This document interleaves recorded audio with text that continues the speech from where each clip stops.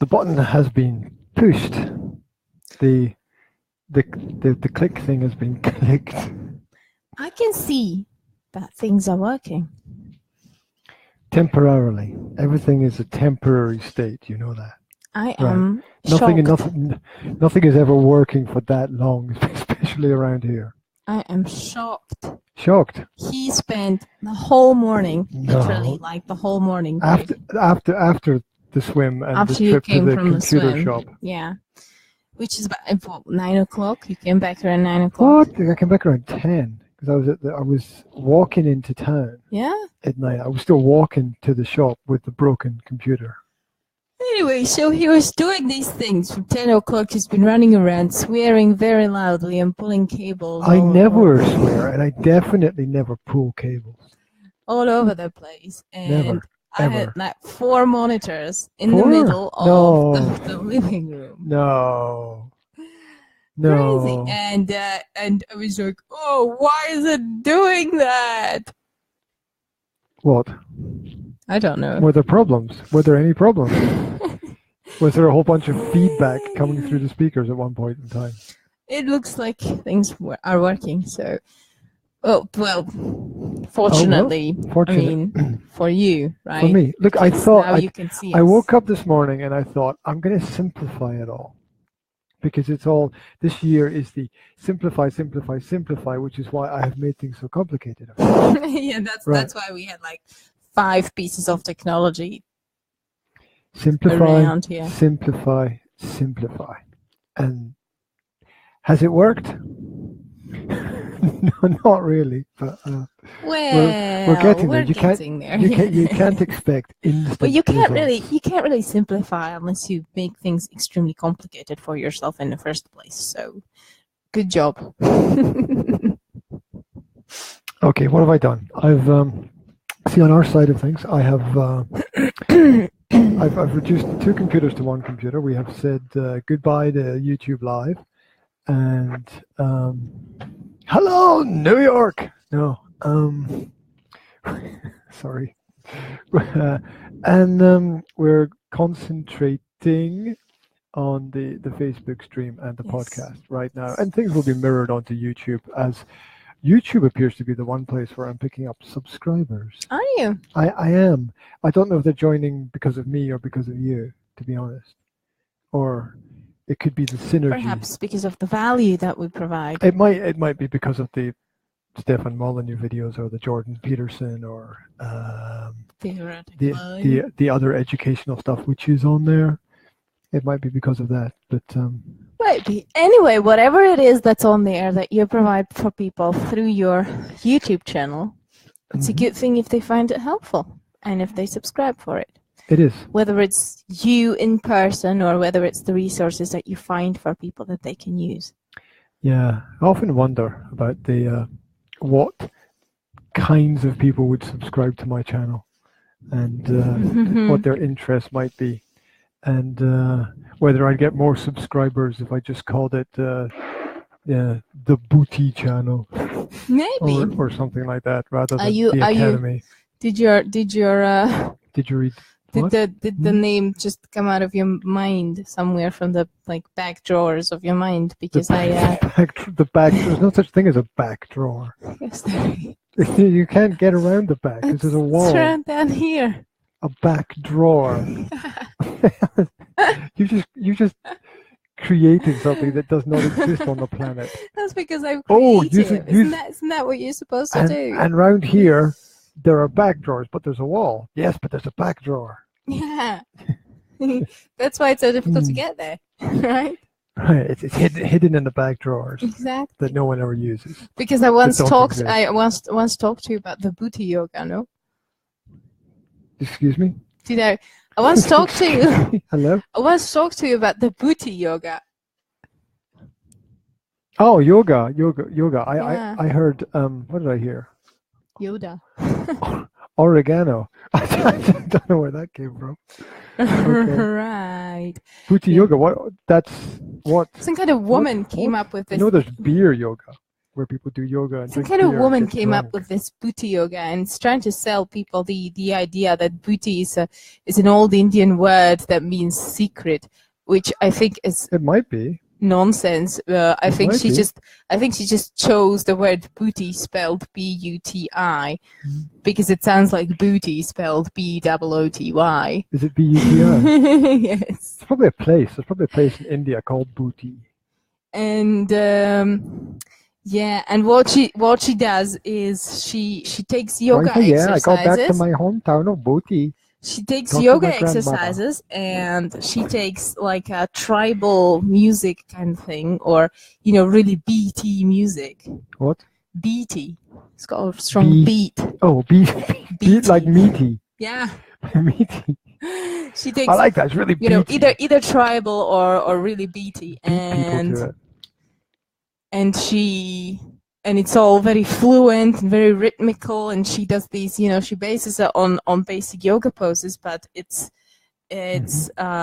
like a kind of almost like a dance thing, right? It's like a mixture of yoga and dance and weird tribal movements and weird things you do with your pelvis. Do people join it? Do people do it? Some people do, yeah.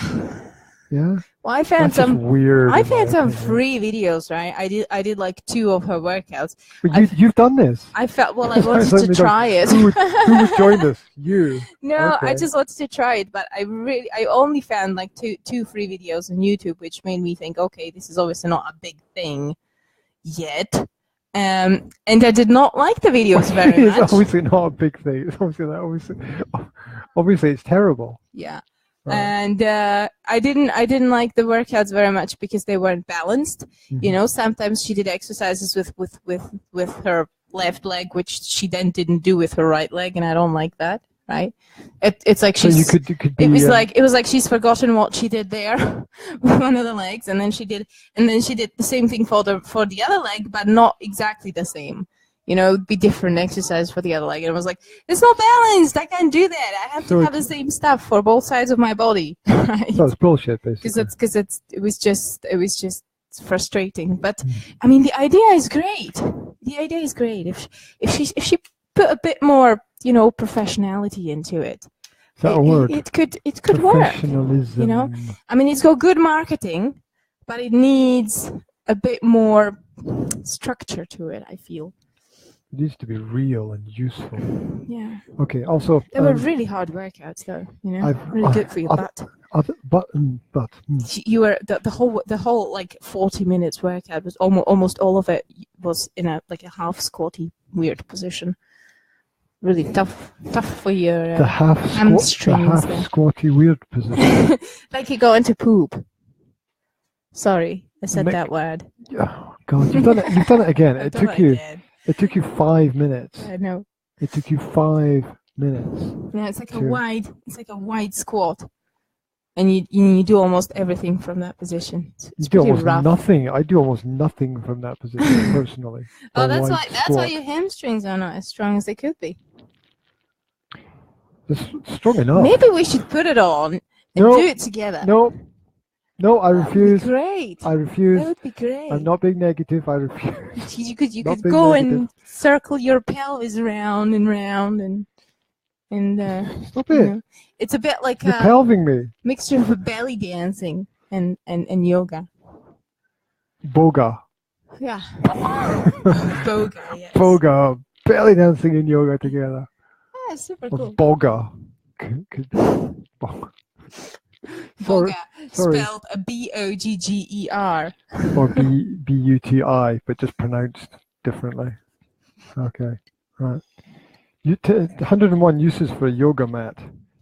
You could pretend it's a blanket if you're 2 years old, and you can wrap yourself in it and try and fall asleep. You can pretend you're a sushi roll. Sushi roll. That could be a kind of weird type of exercise. When I was walking through town today, you said the magic word, which was sushi. First of all, I can't believe that anyone eats that stuff. That's great. Secondly, I saw that the samurai sushi restaurant has expanded into the bookshop. Yeah. There is now no longer a bookshop, but an enlarged Yes, samurai because sushi who knows restaurant more? and bar. Who Who needs needs more books? books? People need more sushi. Less books, more sushi. Less books, more sushi. Less books, Yes. more sushi. What I a could great election I could motto. protest. Yeah. That would probably get you elected here. Yeah. Yeah, and you'd everybody be Totally. walking around with samurai t-shirts, and there'd be Holding a big, signs with a big burning, they'd be burning books in the middle of the square. yeah, why not? I mean, Yeah. yeah, the books Walking burn around really well. with raw Keep fish warm. hanging off their ears for earrings. No. Yeah. No. That No, would do that would be smelly. You have to cook fish. You can't eat it raw. Yes, you it's can. not healthy. It's really good as well. Technical note. Yeah. Yeah. I moved the camera from over there, where it's not, to over there, Oh. where it is. Oh, hi.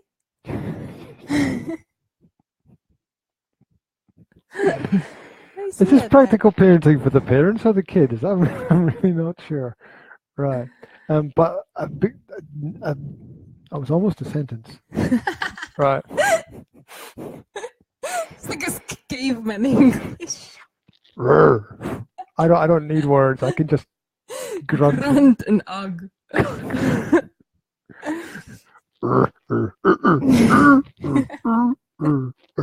It's like Curious George, or there was some other ridiculous cartoon where Weird the animal. characters don't use words. It really annoys me when they do that. Right. So the camera's further away because I wanted to give Yeah. us a bit more scope instead of the angle. We had an angle before, which was kind of nice. But now we're straight on, face on. So yeah, I've And as a result, I'm getting there. Okay, I'm getting there. Yes, that's the point I want to make. As a result, we can jump. no, you're smaller. Oh. So, because you kept saying before, it's like, why is your head always out of it? The reason why my head was out of the picture before You were closer to did- the camera. was no, because I had to get you in the middle, right? And because you're so small. So small.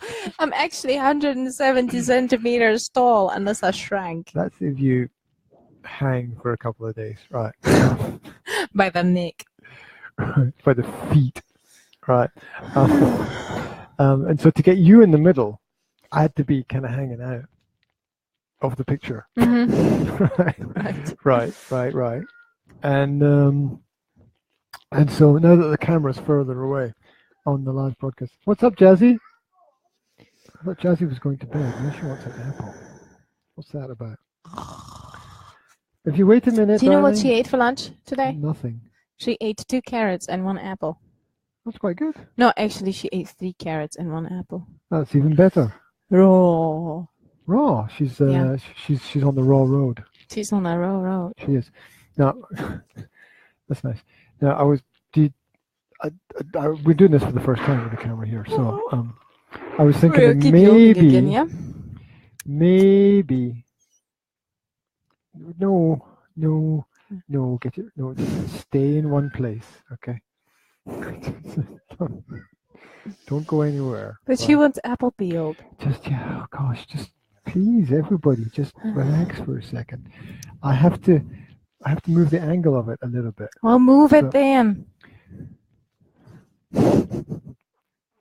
Because I wasn't sure quite how tall you would be, or small. I liked it before. Sorry? No, it's See, I have okay, to come it's good. down to make you look bigger. Squat then. Well, look, if we're going to be real, look, we'd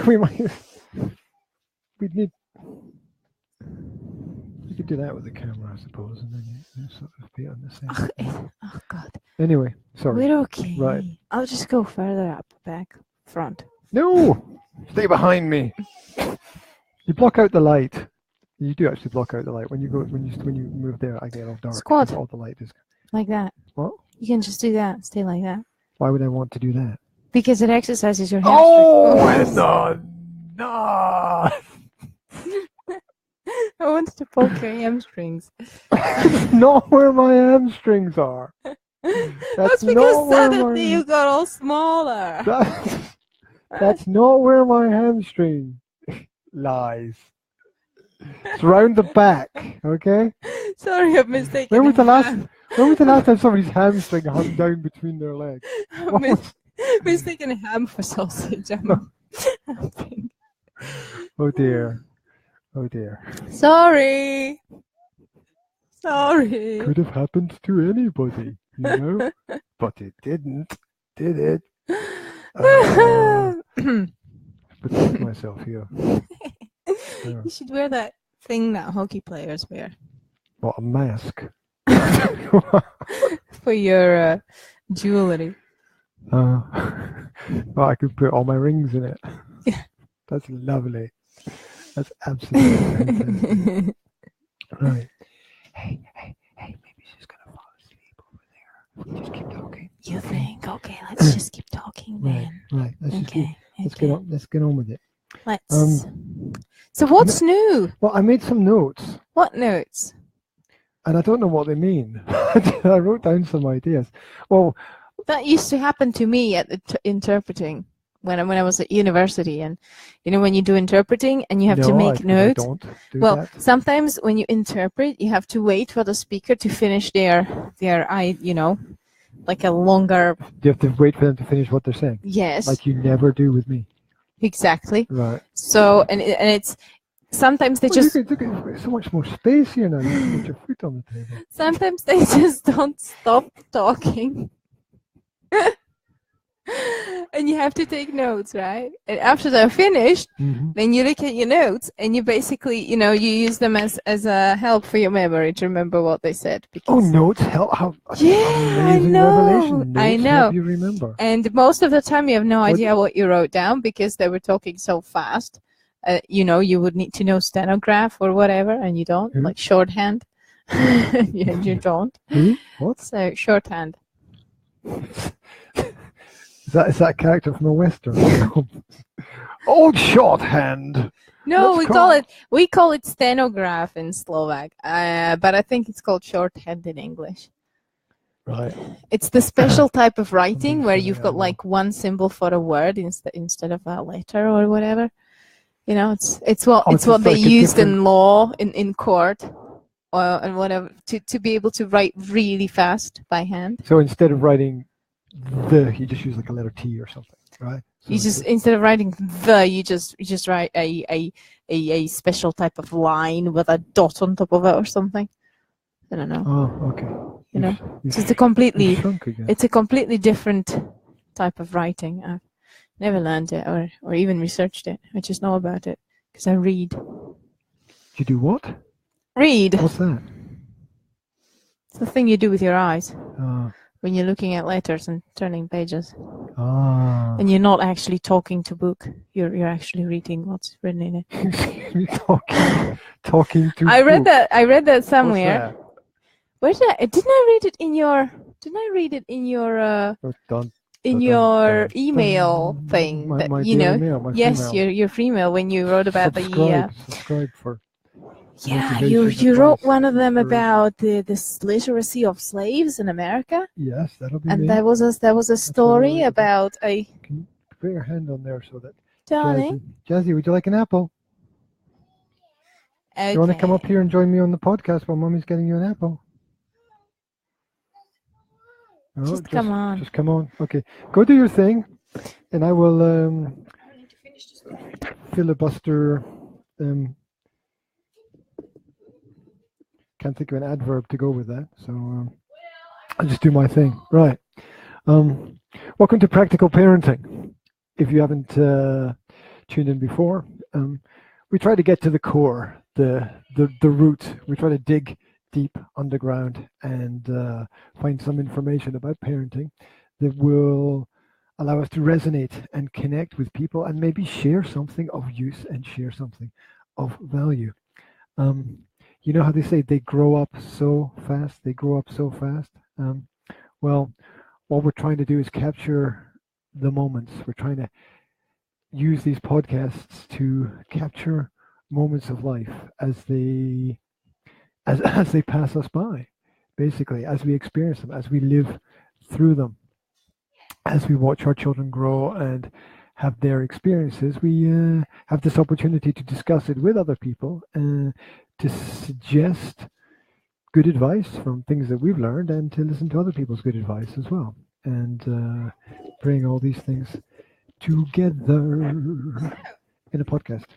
So anyway, so the story. What was the story? Right? It was a story Welcome about back. some slave who learned how to read, and then he. Mm-hmm. Oh God, what's his problem now? He can't reach the toilet. Well, can you not send one of the kids? Why? You can't. We can't do a podcast if you keep running around after the kids around the flat. Well, he's normally on the toilet forever anyway, so it's not going to make any difference if you leave him there now. My suggestion is to ask one of the other children to help him with that problem. Get the siblings to help the siblings. Anyway, Yanka was telling us a story. So, what was the point of the story anyway? The point was that there was a story. I've forgotten already. It was a slave who learned how to read, yes. And then he taught all the other slaves how to read. And was it Bastiat? I don't know, but he was. I remember the story where he said, and later on or whenever he said it, that he was always wondering why people talk to books, because he saw his master reading to his children, and he felt that they were talking to the book. And he said that he took the books, in the library, and he tried talking to them, but they never answered back. Well, I guess that's the same experience as someone who's never seen a computer before, or a certain type of technology. I guess that I remember my grandfather. How it works. I remember my grandfather seeing a computer game for the first time in his life. He was about 90 back then. No, he wasn't. He was 80 something, 86 or so. And I bet you that puzzled him. I bet he had. Well, he had a television at home. You see, he had like an old black and white telly, and he always enjoyed watching our big, colorful telly. If he came to visit, he only really came at Christmas. We usually came to visit him. And I remember that once he came for Christmas, and he saw my brother playing on a computer. And he was just, he looked at it and he was amazed. He just in a positive way or a negative way, or what was? I just couldn't understand it. He was like, "How are you making?" He was like, "Are you actually making those pictures in the television move?" Right? And he just couldn't get over the fact that my brother was the one who could make things happen in the television, right? So he's like, "How come those things move when you move this?" Right? It's just puzzled. The things that so many wow. Things that so many people take for granted now, like you move the mouse, or you run your finger across the mouse pad and a little arrow moves around on the screen, and then people just take that for granted. Or with all this touch technology, I know. Can you imagine if some child from today, well, it went back 50 years, they'd be walking around like poking their finger at everything to see if they could get it to work. Like kids today don't even know what a cassette tape is. They don't know. It's like you tell them, "Oh, this is it's especially Western kids, right?" I mean, maybe if you live in some other country, I mean, maybe that's your only access to music or recording things or whatever. But they would tell kids, "Oh, this is music," and they'd be like trying to put the cassette tape in their ear, trying to listen to it, because you're talking about kids walking around touching things and saying if it works. I just remembered your mom.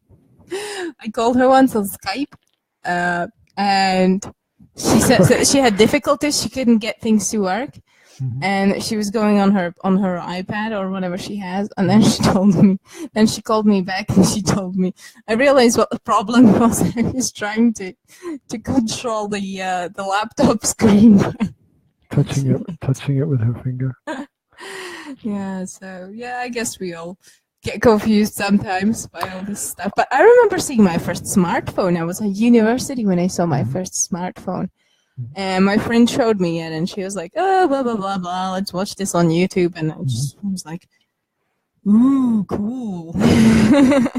I want that toy. Yeah, I remember I was in a pub and somebody had like the first iPhone or something, and they could just click on it and it'd bring up a video from YouTube Yeah. and watch the video, and I was like, wow, that's pretty cool. Yeah, that's what I was thinking. I was like, I like that. and first time I saw it with that YouTube video that she showed me, first thing I thought was, that just looks so complicated. I'm never going to be able to learn how to work with a smartphone. It's the first thing that came into my mind. First thing came into my mind. Supposed to simplify things. It was like, I've got this really simple phone that you can do phone calls with, right? And I'm like, I don't want something that complicated, right? It's just, I don't know why it seemed so complicated to me. It just did at the time. The reaction to new things. Just the fact that she had, probably the fact that it had so many functions, you know, and she could access so much information through it, probably just overwhelmed my brain there for a little while. But then I got like, yeah, it's actually quite cool. It's, you know, people have them for reasons. They are relatively useful, basically. Right, wherever he is with that tablet, I do not want to hear that. Okay. So well, I got my first smartphone. Wait. Oh. Wait. No, solve problems to solve. What problems to solve? Well, he's got his sound off. He's no. I can hear it. I can hear it very clearly going. Yeah. You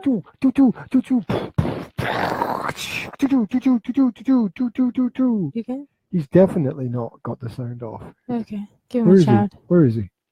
Will, turn the sound off, please, mate. Thank you. See? Okay. There you go. You seriously couldn't hear that at all. I didn't realize it was coming from a tablet. That was like. That's because I saw him. Where did you think you thought there were spaceships outside shooting each other with lasers? I thought it was coming from the movie. I thought I saw him on the toilet. Where was the last time you saw Tinkerbell with a laser cannon?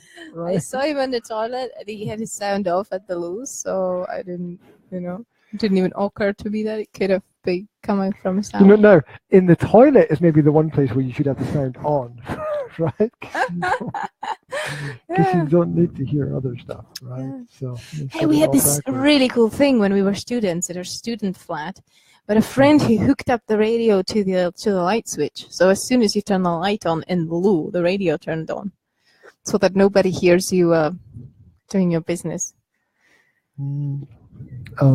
It's actually really cool. We were very proud of that. If you're living in a small space, I can see the benefits of that. Especially if there's like 7 people. I remember when I was a student, I was doing a theatre course, and I met this French guy who was a bit weird. He'd obviously been living on the street for a while, because that does things to people. And I think he had green hair as well, which long green hair. The same thing happened to me in Paris, only with an English guy. Sorry, continue. So I don't know. After you've been living on the street for a while, you tend to think that some things are normal, which are obviously not. Yeah. And he was telling us about his flat, and he was saying, yeah, the curtain in the toilet is broken. Mm-hmm. I was like, the curtain in the toilet is broken? The toilet doesn't have a curtain. Yeah, I was thinking, what are you talking about? And he lived in a flat that didn't actually have a toilet, as a separately. Yeah. The toilet was in the living room, and there was just a curtain. No. Seriously, and he was happy with that. Can you believe that? I mean, I imagine if you live on the street and then you get somewhere to sleep, then you probably are just happy that you're warm, right? Yeah, it's better than being under a bridge somewhere. Yeah. Absolutely. But and I don't know what some people are prepared to accept as normal is quite. Well, when we went to work in Paris, we lived in this little. They call it, the French call it a studio, right? It's a little flat, like for students. It's like a toilet with a kitchen. It's not really a flat. It's just a room, and that one was like one room. This is our studio. It's like a box. It's like 2 rooms. Only the first one was really little, and it was just like a entry thing. And then you came into the room that had a little kitchen on one side. Right next to it had a shower. Okay, with a curtain. It reminds and then it had a television and what do you call it? sofa, right? We slept, and that was it. And the toilet was in the corridor.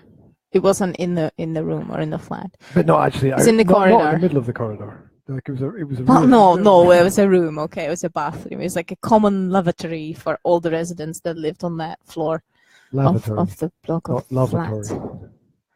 Lavatory. This is hot lava spewing out of the toilet bowl. After the chicken vindaloo. All right. Yeah. Lovely. After you flushed. Students will accept anything. Yeah, absolutely. So, I definitely do not want to go back to. I remember when I was a student looking for a place to live, and of course, you've got a choice between bug-infested flea pit and smelly hovel, or a box under local bridge, right? And I went around these places, and in one of the rooms there were beds there were just mattresses and no beds. Yeah. And I asked the guy, so why are there mattresses and no beds? Oh, we had to take everything out and off and out. So why? Oh, the last people who were here pissed on the beds before they left. No. And she told me that. Can you believe that? There are actually people who that would do that before they leave a flat actually do horrible stuff like that. Went to another place. This was the same day. I went to another place. I blocked all the stuff out of my mind. It was all horrible. And there was this. I don't know if they've still got it. In England, they used to be able to buy this cheap, horrible wine, and they've got a lot of this in Slovakia. The chucho or whatever they call it. The hradna svica, the castle candle. Melts your brain. But it's usually quite strong. Anyway, there was this wine called Thunderbird, I think it's called. Okay. And it was just super strong and really horrible. Sounds like it gave you a big headache. Yeah. And I went into another place, and there were a group of people sitting all cross-legged on the floor in the room, playing with guns and drinking Thunderbird. Thinking, I don't really want to stay in this place. Oh God. So yeah, we had mattresses. We had a chair that we found by the, how when people throw out stuff, they leave it by the trash cans outside for the truck to pick it up, or for gypsies or students to take it home.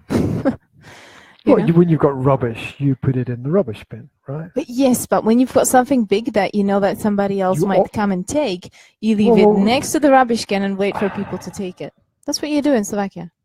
No, you don't, because then all your shit is going to be on the street. And what if nobody wants it? You just leave your shit. If nobody knows it and wants it, once a week. You can't just leave your stuff on the street. Yes, you can. Because no, you can't. That's a horrible thing to do. Once a week. Somebody's got to clean it up. Well, that's what I'm saying. The dustman comes once a week. Oh, do you think he's happy? Look, there's the chair and a dust cart, whatever there is. I think they can do that if somebody's like small wooden thing, but they can't do it with bigger. You can't just take an armchair and throw it in a dust cart. I don't know. You can't do that because the rubbish has to be in smaller pieces. Anyway, people do it in Slovakia, okay? Whether it's right or wrong, they do it. You don't even know. And I don't know, sweetie. It's time to sit down and chillax. Are you going to watch Tinkerbell, darling? Yeah. Well, go and look for it. Ask Will. He'll know, maybe. Yeah. Will sometimes knows these things. And she didn't sleep for long. Yeah, I mean, I wouldn't do it. Okay. What? I thought you just did. I wouldn't leave an armchair near a trash can. No, I didn't. Oh, okay. I didn't say that. I said we found it. Didn't I help you? By the trash can. Didn't I once help you leave an armchair by a trash can? I don't know. Did you? Oh wait, did they throw it out after they were moving out? The flat. I helped you move stuff out of one of your flats. Which and carry it downstairs. Yeah? Which flat was that? There must have been the flat. I know which one it was, but that was a different flat. Don't play with the cables. It's one of the rules. I'm not playing with them. I just held pick, them so you I just can pick them remove up my to- leg. You just remove it. Remove your leg. Move my Don't, leg. don't do that. Because I didn't want to hook my leg up on the cables. So that would do a lot of damage. What are you doing with your legs that you might actually hook it onto cables? What are you doing? I'm making myself comfortable. You're standing on one Stop leg. it. Yes. It's comfortable. Okay. Any people out there who like to stand on one leg? No. Only those It's a that tree pose. It's actually very relaxing. standing on one leg. Yeah. It's not relaxing for that leg, though. No. Don't do it. Whatever you're going to do, don't do it. So It's a bad idea. So yeah, we found mattresses and we found an armchair, yada yada yada. So yep, that's how students in Slovakia sometimes furnish their apartments. You furnished your apartment with stuff from the trash. It didn't smell. You're students. Where are you supposed to get an armchair when you're a student? What do you need an armchair for? To sit on a balcony. No one has armchairs on the balcony. Well, we did. How big was your balcony? Big enough for half an armchair. Big enough for 2 armchairs. And nothing else. And a little table in between to put your beer on. And your chucho. Yeah. Right. That happened. So I want to run this by you, right? I just had this thought. Okay, this is not. Is this related to parenting? This is related to logic. None of what we were talking about Was related to up parenting. till now was related to parenting, so just keep it. Oh, how do Keep on going. No, you could run the student thing into parenting because it's it's about progress. It's about how you move on. It's about how you move up, right? It's about different values at different points in times, and parents send their kids off to university, and they don't have much money, so they've got to scrape together everything that they can to get by, really, don't they? I mean, it's a bit of a life lesson for the students, isn't it? Well, it is. For the first time in your life, things don't come free. Well, nothing. You shouldn't think that anything's coming free, right? Yes, but when you're a kid, everything. I'm talking about when you're a kid, you don't pay for your shoes and you don't pay for your food. The parents pay for it, so it comes free. Yeah, but the parents expect some kind of response, right? The parents. What do you mean, some kind of response? If the parents are getting the children what they need to have a good quality of life, they sort of expect some kind of behavior, from the children in return, don't they? No. I mean, you're expecting. No, you're expecting some kind of parents good take behavior. care of their children because they made their children and because they want to provide for them the best they can. Not because they expect good behavior. I mean, I don't. They want good behavior, right? And you're not going to give the child everything that the child wants if the child's not behaving. Oh, you know what I think about behavior, though, right? I don't know what that means. Child behavior is directly parent generated, or school generated, or whatever environment they are in generated. So the environment generates the behavior. Mostly. So, are you saying that the environment directly, or those who control the environment control the behavior? Both of them. That you don't control the behavior.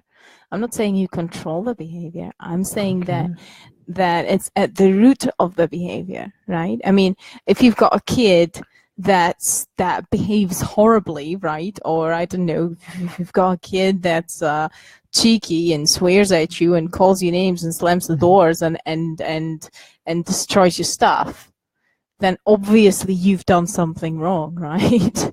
Or you're doing something wrong. Because that kid, still being a kid, it's not his fault. It's not his fault that he can't be normal, okay? That he can't deal with his emotions, that he can't, that he doesn't understand the value of things, or whatever your problem is.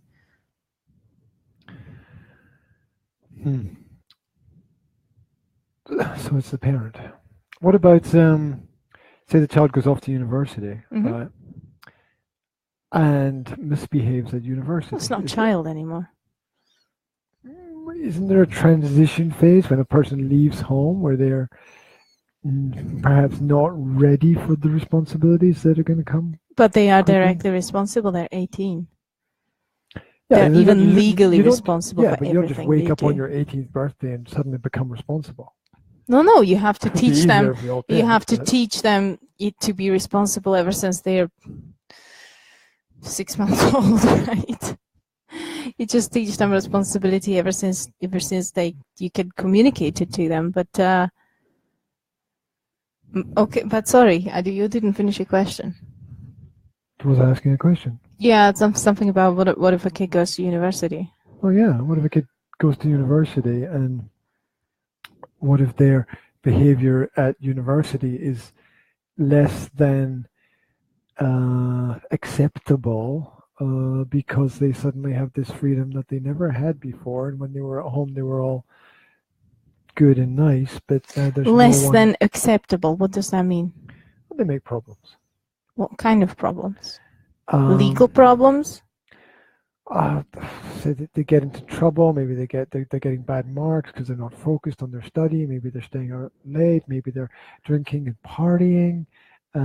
If they're getting bad grades because they're not focusing on their studying, well, isn't that? I talk to them, right? I would talk. They should be in the part of the college environment should be the right environment for preparing for things like Well, I would say, what do you want to do? Do you want this degree or do you not want this degree? Oh, no, that's a false question, because everyone's going to say they want it. That's not going to get you anywhere. Well, not everyone. Some kids are forced by their parents to go to university that they don't want to go to in the first place. Well, yeah, but that... I mean, I have a cousin that left university in his 4th year because he decided that that's just not what he wants to do. And he was, one more year and he would be a certified architect. Mm-hmm. And he decided that he wants to play piano in bars, right? How's that going for him? That's fine. He's playing piano in bars? Yeah. Are there any bars with pianos in them? He teaches music, I think. Okay. I'm not sure. I know that he has a business that deals with programming websites or something like that. Mm-hmm. So he got into something completely unrelated, but he still does a lot of music. So that's kind of cool. So there, I mean, you left university as well, right? Yeah, I did. I just walked out. You didn't want a degree, obviously, that much. I set things up so I could go back, but I just, didn't seem like the real world to me. The real world to me seemed like other things happening in other places. So I went out to explore it. Yeah, so I mean, if the kid is not doing, if the kid is not doing well and is not doing anything to do well or to do better. Hold that thought for 2 seconds. Check the audio. Oh, okay. Okay, just checking the streams are going. If he's not showing any effort to do any better, or if he's not showing any effort to do anything at all, then I think question, do you actually want to do this, is the right question. And why? If he says yes, then why do you want to do this? Why do you want to stay at the university? I'm not going to pay for a bloody university if you don't, if it doesn't work for you. Because that would be just a waste of time and money, right? Why do parents do that then? Why do parents pay for their children to go to university if the children are not satisfied there? I mean, let's take my example, right? I explained to my parents, I said, I'm not satisfied, I'm not comfortable, I'm not happy, I want to leave. And my parents were like, you have to stay. And I was like, no, I'm definitely going to leave. We'll give you a car if you stay. That's what my parents said to me. If you stay at university, stay in the course, we'll give you a car. I'm like, I don't want a car. You're not listening to me. It's that to me is me saying, I'm not hungry, and them going, no, look, you've got chocolate cake. I'm like, no, I'm actually not hungry. No, look, chocolate cake. It's Yeah, I get it. completely misses the point. Expectations. I watched a video that I posted on my 21st Century Mum, spelled MUM, page on Facebook. Okay. Which is a little compilation of some points made by Brené Brown. Brené Brown. I have no idea who you're talking about. She might be world famous, but I have no idea. She's a genius woman. And she made this point, about children at some point. Is she blue? Did she come out with Gatto or a lantern? Anyway, she made this point about children that, that when you have a little baby, I think it was her who made that point. So I watched a few things today. But when you have a little baby, you don't go, oh, you're perfect and you are going to, be in the World Cup or whatever. You shouldn't expect them to be perfect and to perform perfectly throughout their life for you. But what you should approach that baby with is you're wired. She said you're wired for struggle, right? And tell your kids this.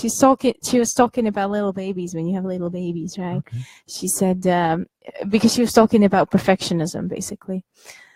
And she said, when you've got a little baby, you realize that there's going to be struggle, right? Mm-hmm. But you are willing to accept them with everything that comes with it, right? So basically, parents who are not willing to accept their children as they are, they're not willing to validate their children for what their strengths and their weaknesses are, then they then have unrealistic expectations for their children. They put their perfectionism, they project their perfectionism onto their kids, and they expect their kids to be perfect, and it's horrible for the kids. It's horrible. It's horrible because because kids are not stupid. They feel this, right? They don't know how to say it, but they feel that they are living with people who are constantly disappointed in them if they're being themselves, right? The kids feel, I have to be this way for my mother to be happy with me. If I'm going to be myself, she's going to be disappointed and she's not going to love me or whatever. You don't, as a parent, of course, if you told that to the parents, they would be like, oh, but no, that's not true. I'm going to love the child, whatever happens, right? Mm-hmm. Talking about parents. Got a little blink. My mother on Messenger. Yeah. Don't know which country she's in. Canada. Still. Yeah. I do know more about that than me. So, because I communicate with her. Ah. You don't communicate with her. No, I don't. There you go. I don't. My life is more comfortable. So yeah, if you have your expectations, you have high expectations on the kids, and then the kids feel the pressure and they feel that that the love is conditioned. They feel like my parents' love is conditioned. I have to perform. I have to be this way for my parents to accept me, for my parents to love me. And that's a horrible place to be in for the first 18 years of your life. Well, trying to live up to your parents' expectations. Yeah. Yes. And you never will, because you're just yourself. You can't be perfect.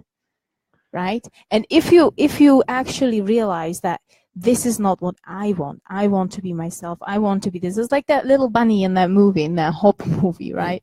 Who wanted to drum, and his father wanted him to be the Easter Bunny. So if you realize that, I don't want to be the Easter Bunny. I actually just want to drum, but I know that my parents will never accept that. Mm-hmm. Then that must be a tough point to be in, because you know that it's just because your parents' love is everything for you when you're a kid. It's the whole world. So I don't even want to imagine, what it must be like to grow up in a place where you feel that if I just relax and if I'm just myself or do what I want, I'm not going to be accepted. Well, when you're young, trying to keep your parents happy is like trying to please the gods. Yeah, exactly. It is. It is because they are the gods. Because they are they provide for you. Mhm. You're everything. They're the ultimate boss, right? It's true. So you're completely dependent on them. So you have to please them, right? Because they can take away anything Mhm. they decide to. And they do sometimes. Yeah. So Yeah, exactly. you take away rights, privileges. They Yeah. control the finances. Mm-hmm. Control what you wear. Yeah. You know, Yeah. which clubs you Totally. join. Oh God, that's why I go for less control and more autonomy for children, because it must be so frustrating. It's like, who told me that? Did I read that on Facebook? I can't even remember, but somebody mentioned to me or wrote on Facebook, you know, if my daughter misbehaves, I found out that my daughter likes her dresses. So if she misbehaves, we take away the dresses, right? And she has to wear whatever else she has. And then if she's nice again, or good girl or whatever, then we give her the dresses one by one. And I'm thinking, that's just horrible. It's like training a freaking guinea pig or something, right? It's just not. It just goes completely against my everything. That kind of behavior towards the kids, it's humiliating. So what would be a solution to the situation of, what would be an alternative to not letting the children wear the dress? I mean, obviously communication would be very important. Communication. I don't agree with punishment. Okay. I just don't agree with punishment, whatever the form it is, whether it's a timeout or a beating or taking away dresses or whatever. I just don't like that. I like it. Well, either you let them experience the natural consequence, and I'm talking about the natural consequence, right? You know, you talk to them and you try to communicate it out. You try to find out. You ask, well, what would work for you? Or, you know, I don't know what kind of bad behavior that could be. I mean, what would it be? Well, like, say they're fighting with their younger sibling, right? And they hit them. They hit the younger sibling. Well, then I just talk it out and say, why did you do that? Is there anything that we can do? You know, I would explain, this is not the way that we solve conflicts. Is there anything that we can do to help? You know, why did you hit the child? Okay, well, my younger sibling was playing with my stuff. Okay, well, can we find a place for your stuff where your younger sibling won't be able to reach it, right? Could you have talked to the younger sibling first? Could you maybe tell us when you have a problem so that we can help you solve it without hitting anybody? You know, you don't have to punish them. Because that's just panic in the background there. It's just not how you solve conflicts. That's how you escalate conflicts.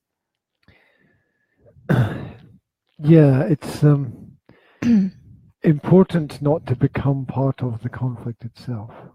When the conflict arises, it's important to, in your mind, distance yourself from the conflict that's happening, the same way that you have to distance the conflict itself from the people involved in the conflict, the person from the action. How do you mean? Give me a practical example. The act from the actor. Give me a practical example. What do you mean? Of distancing yourself. In this conflict, that a young sibling comes, starts playing with the stuff, and the older sibling comes and punches them in the face because they don't want them to play with his stuff. Okay. Yeah. Well, first of all, you've got to realize that is a problem which obviously started a long time ago.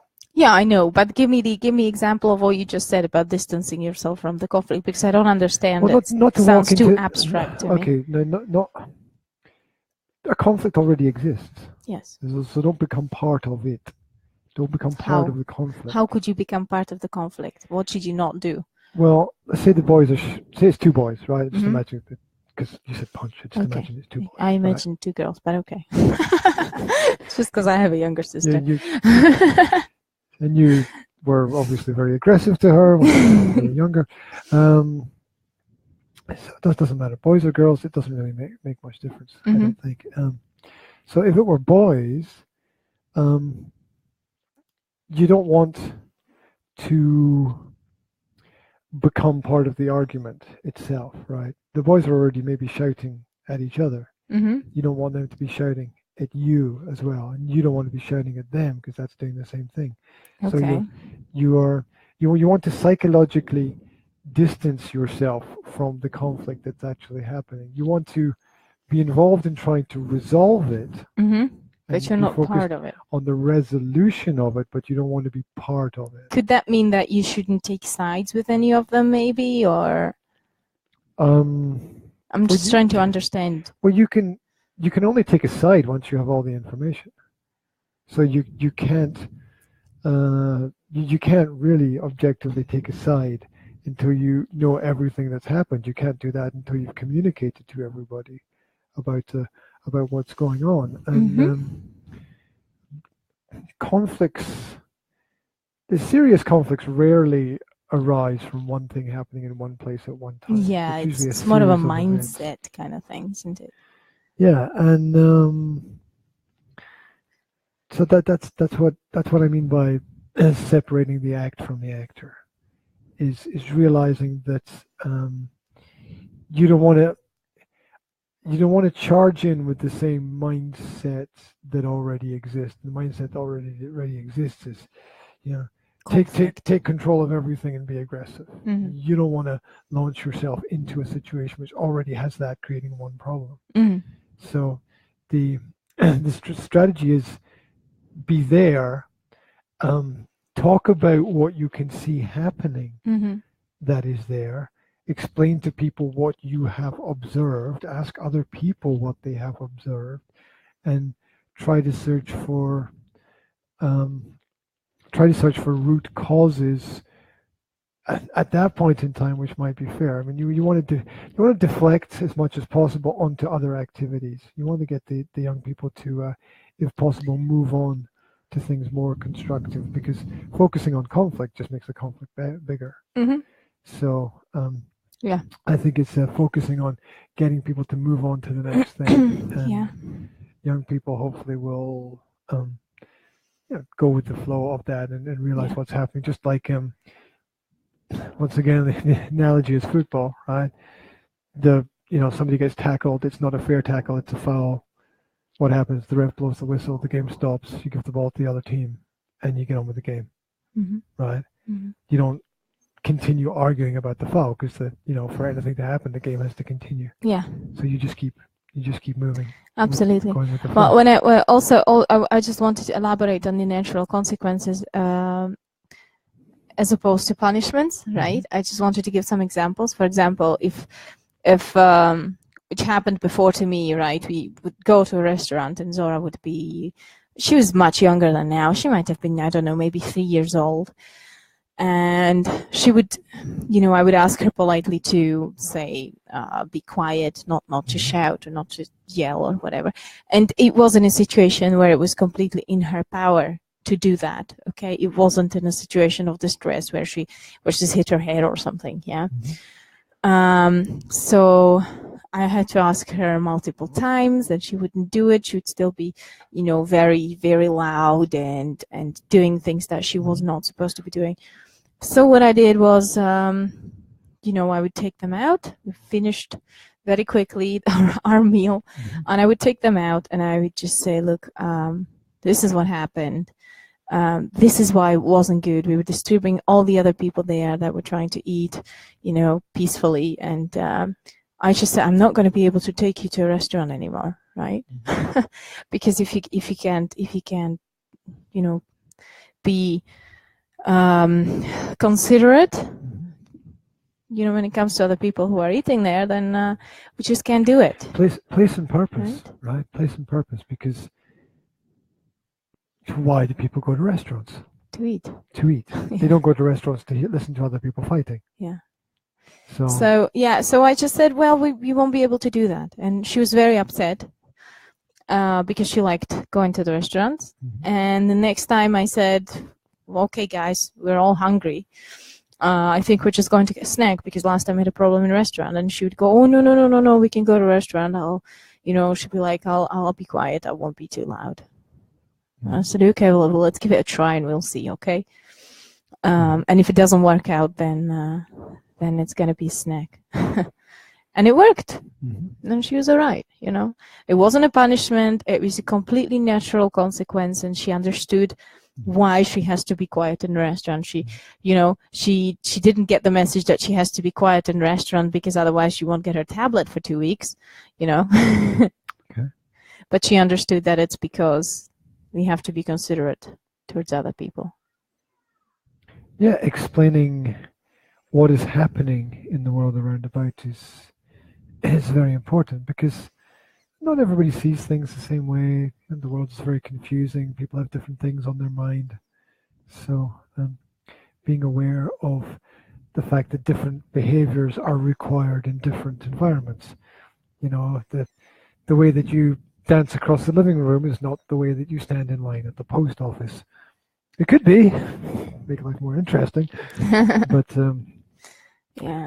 you've got to realize that there are certain rules that society has that exist for very good reasons. Yeah, absolutely. And we have to teach it to the kids. As much independent and open-minded we want them to be, there are things that they have to respect. I read a post about this actually this morning. This lady was asking, how about kids and nudity? She's like, my 2.5-year-old wanted to take his pants off when we were walking in the street the other day because he was warm. And she said, I just told him that when we're out in the public walking down the street, it's better to keep our pants on because of other people, yada, yada, yada. Like underwear or trousers? No, sorry, trousers. It's the American pants. Sorry, trousers. yeah, no, trousers. No, that's okay. And yeah, trousers. And she was asking, was I right to do this, or should I have just let him take his clothes off? As a ridiculous question to ask. As in, like bodily autonomy and whatever. I mean, it was his choice to take his pants off. If it was a good idea, all kids would be just walking around naked everywhere. I mean, that's silly. I mean, it's not. The point is, it's not a healthy thing to do. It's related to health. It's not a healthy thing to do to walk down the street naked. It's not. What do you mean healthy? Well, the reason why we have clothes, yeah, is for health. Well, to keep us warm, really. It's for health. It's to keep us warm. But this kid was too hot. Yes, but clothes are also like protection as well. Oh yeah. Right. So the kid is too hot. Well, maybe she made a mistake. Maybe the kid should have been wearing shorts. Yeah, she was. I think she did the right thing because she mentioned, he can do that at home all he wants. He can run around naked at home all he wants, and he likes to do that. But I was wondering, I would say it's how do you approach? What dog comes along and bites his thing? I mean, you just don't like animals, do you? I've seen animals do very bad things to very good people. So. So there, and I've seen their owners not punished for that, and I think that's wrong, and I don't see my opinion on that changing at any point in time. Right. I wanted to finish a little bit with mathematics actually today. Okay. I know that you've been doing some maths with the kids recently, and I know that Will's been putting his times table together, and that Zora's recognizing the numbers. I like that activity you did with putting the conkers into different jars, and then like asking how much is it when you put them together. That was really nice. So I have some information about how parents can help their kids with mathematics, and I wanted your feedback. It's like a yay or nay kind of thing. So, is this the questions again? Oh no, it's just questions time. Question time. It's just a yay or nay, which means do you think it would work, or do you think it would not work? Right. Okay. So I like this. So way number one, look for patterns and shapes that exist in real life and point them out to the children. Yes. Yeah, so that would be like, oh, look, there's a funny shaped window over there. It's nice and round. Or, oh, the top of that building looks like a like a pyramid or The kids do. something The like kids that? actually, the kids do that themselves. You know, Yeah. if you don't even have to point out the patterns to them. They are so observant that they always observe these things. You know, even Will did something the other day, something with his food, and he would be like, "Oh, look, I made a pattern." Oh, look at that. Somebody's had a heart attack online. No, I don't think so. I think that's just So is it just Facebook Facebook? bug kind of thing. Oh, going on. Facebook just wants to lift our spirits, Okay, so there's a Facebook bug which just gives people thumbs up randomly. apparently. Okay. Thanks, Facebook. Thank you, It's really Facebook. nice. We love you. It's really We nice. love you too, even though you won't let us put adverts on. Or maybe somebody's kid just got to a phone and started pressing the button or I know whatever. what this does. It's a thumbs up. No. The more thumbs up and the more hearts we get, I think the more it sort of gets out on Facebook as well. Yeah, And the more people kind of get access to it. that would be That, cool. or maybe they just charge you more for adverts or something. I don't know how it works. They don't, because they've blocked my account. Still blocked.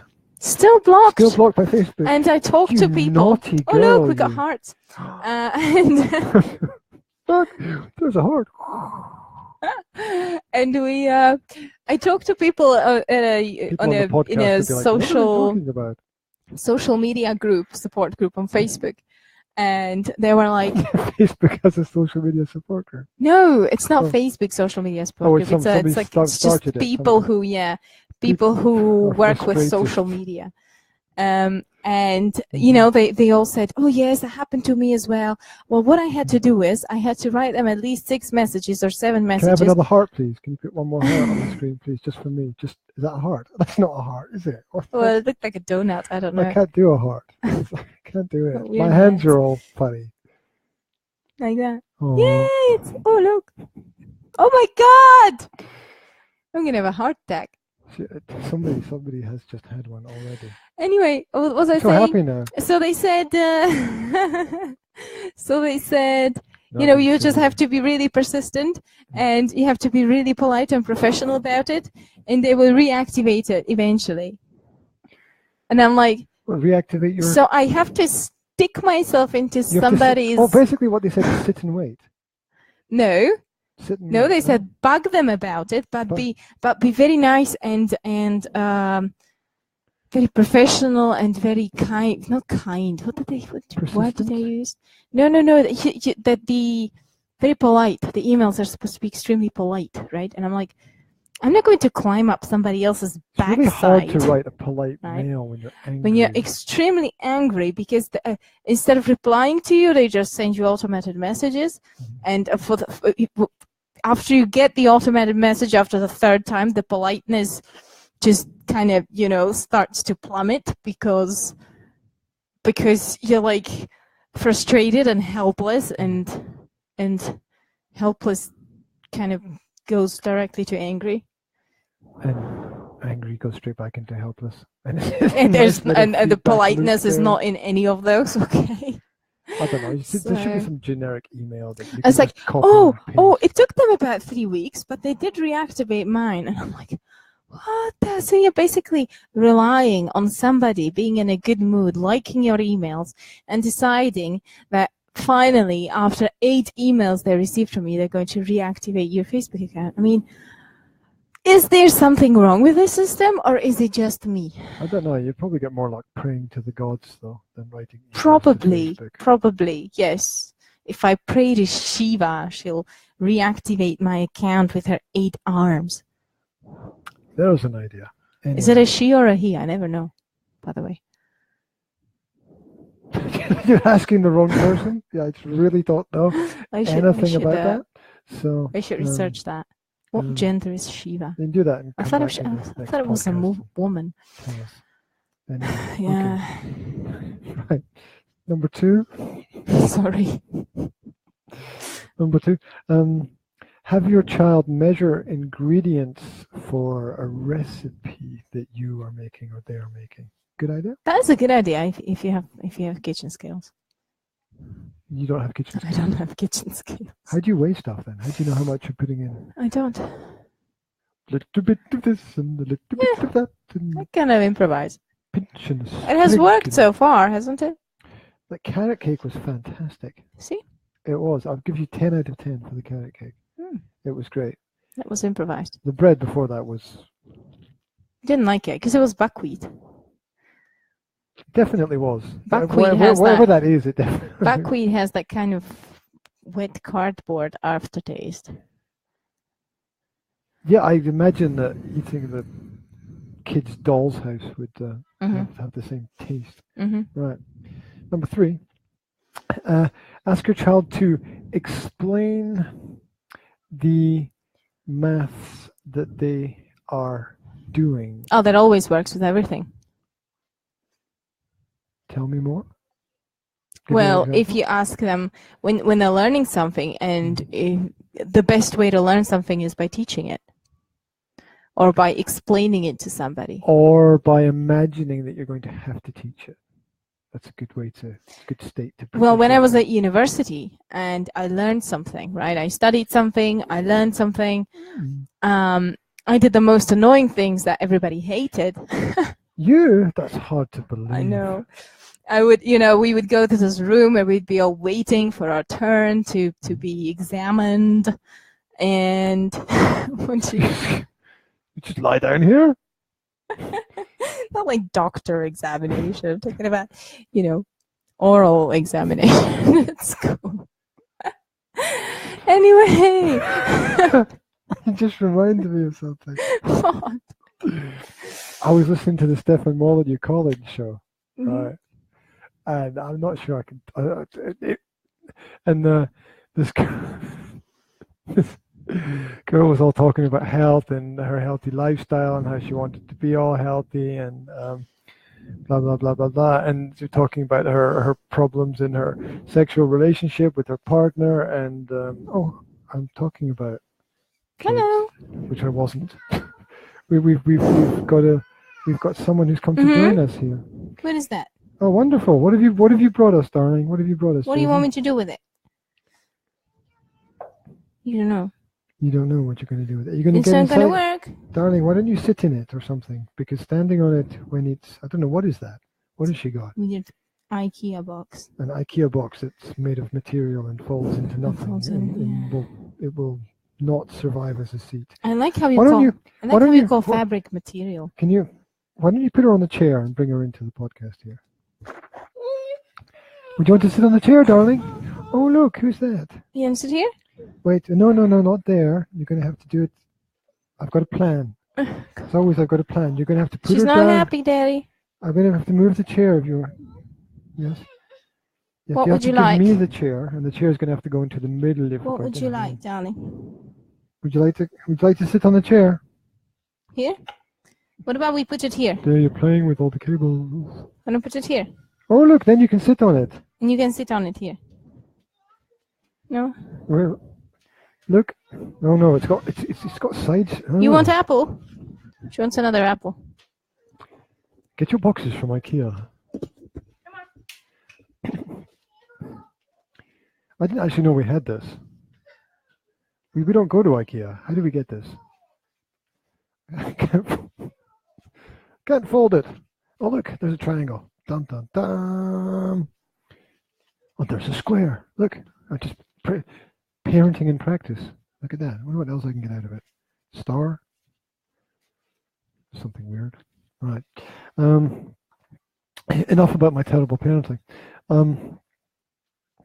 So asking the child to explain what it is that they're doing is very important, because they then get to see the relationship of that to the real world. Now, if you can't relate what they're doing to the real world, if you can't relate it to any kind of real experience, then it's not going to be very practical for them. So you want to make sure that that each thing they're learning has a practical application. And Excuse me.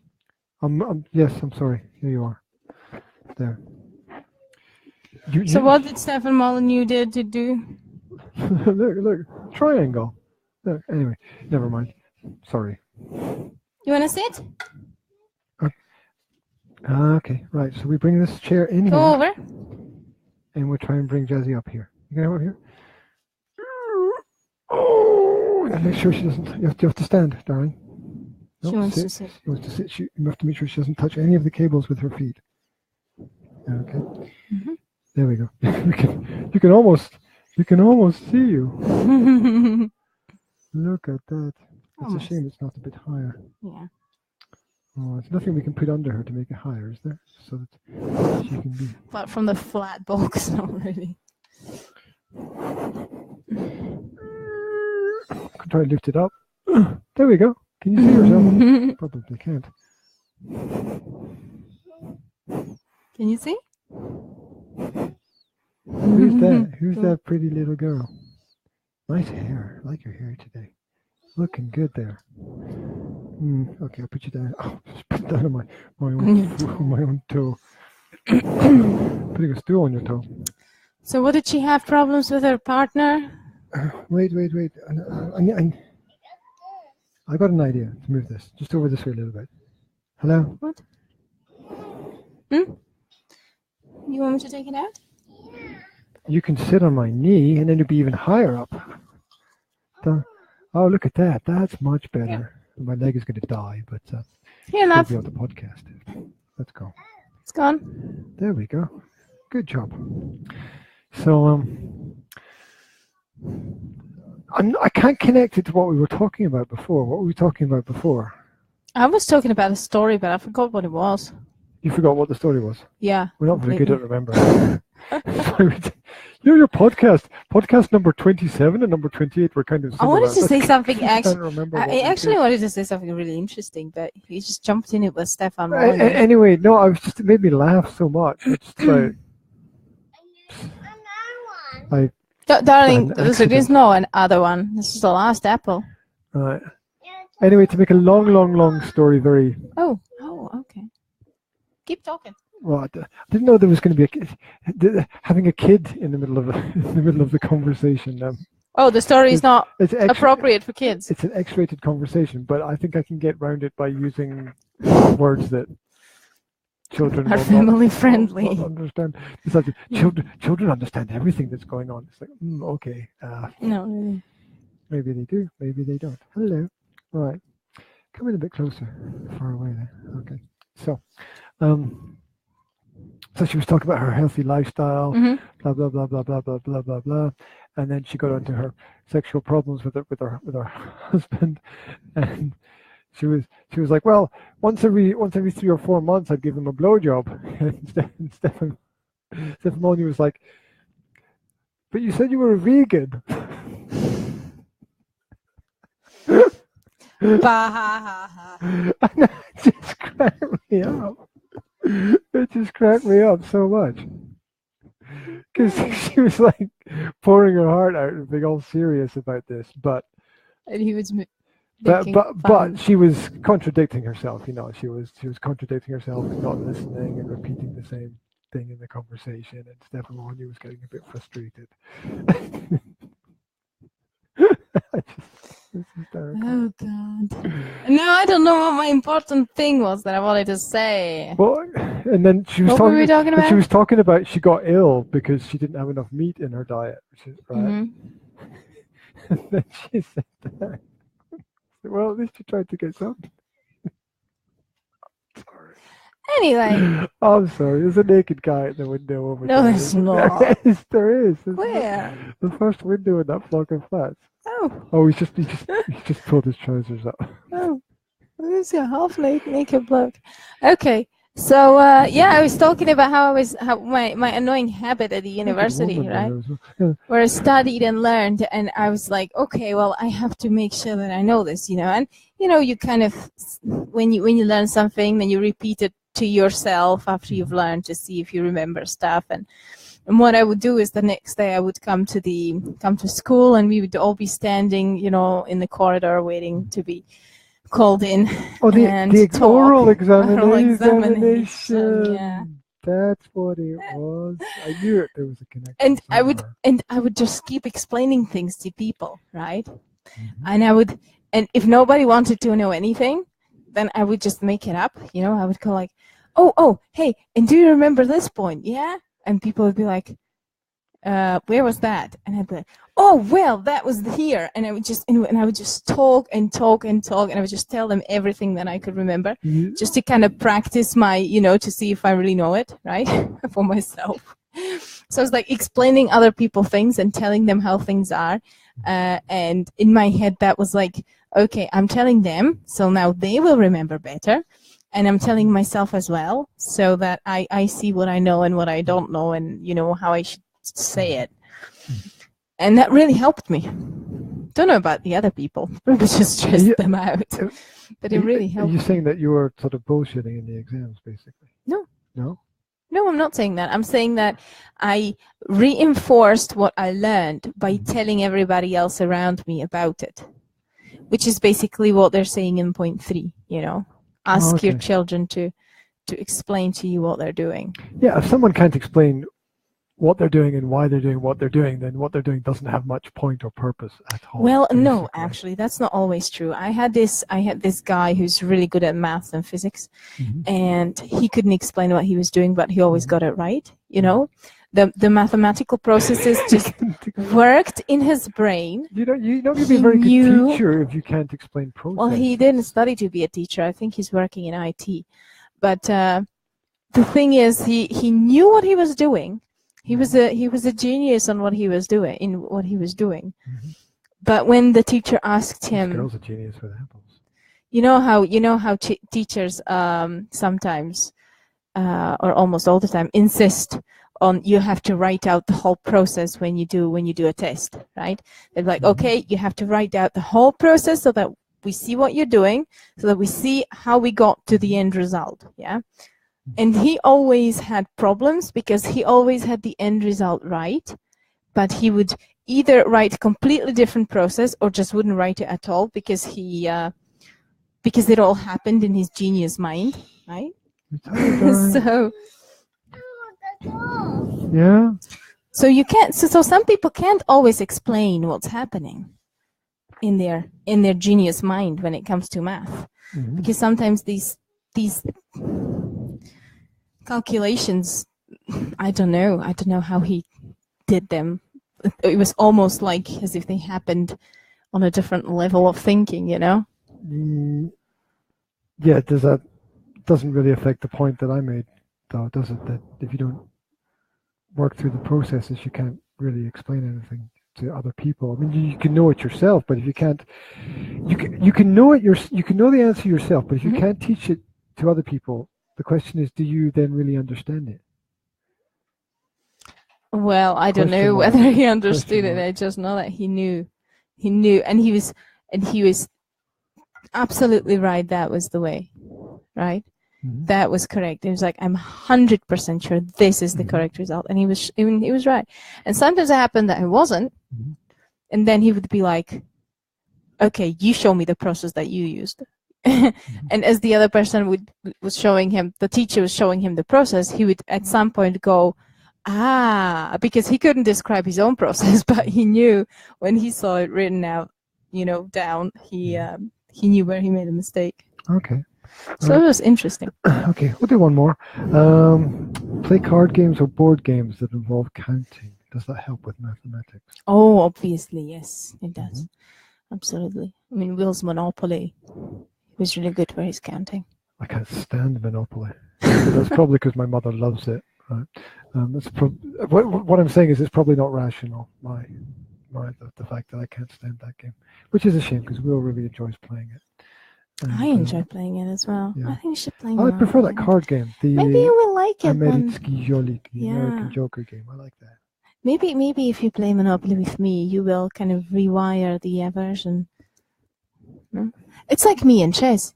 I really dislike playing chess because I had to play with my brother all the time, and he always beat me. I don't like the logic which is not in Monopoly. The logic which is missing. Which is everybody starts with money and then collects more money, but no one really works. I mean that gets on my nerves. Well, it's a game. Yes, but I think games should reflect something about the reality of the world around about us. And Monopoly, so you should throw the dice and then go off for 2 weeks and work on something. It says me who was playing Star Wars Rebel Outcast. Exactly. Or like Americký Jolik. It's like what? like as if that had any life Oh, no, I do. skills in it. It does. You know what I like about that game? I like trying to figure a pattern to win, because it's about patterns. Mm-hmm. And of course, with cards, there's that element of luck. What is going to be the next card, right? But then you have to take the card and work on patterns, and you have to decide: do I go for runs, or do I go for groups? Or I was thinking about that board game. We should get that board game, the Settlers from Qatar or something like that, or of Qatar. I have So never heard of this in my life. Osadnici Qataru, and it's a whole big series of board games, and it's supposed to be really, really good. You'll have to show that to me later, because I have. Okay, no I've only idea seen what it in Slovak, so I don't know what it's called in English, but I will research it and I'll show it to you. It's supposed to be really good. Right, we've done our time. Oh, okay. We've done our time. We're way over. The first 30 minutes was nonsense, as usual. The second 30 minutes was proactive parenting. Bit less of and nonsense. we got into a bit of mathematics later on as well. So thank you very much for tuning in. This is live on Facebook, the Practical Parenting Podcast. It's also going out. Cheers, just. Well, I tried to put the chair in the middle for. Look, if you stand forward to the side, I will remove it. It's too late. We're saying bye-bye anyway. Oh, okay. Right. This will be backed up on the YouTube channel, the Academy of Language Therapy and Life Coaching. You can join in the conversation there. You can tune in on Facebook. I am Graham William Hendrey, and this.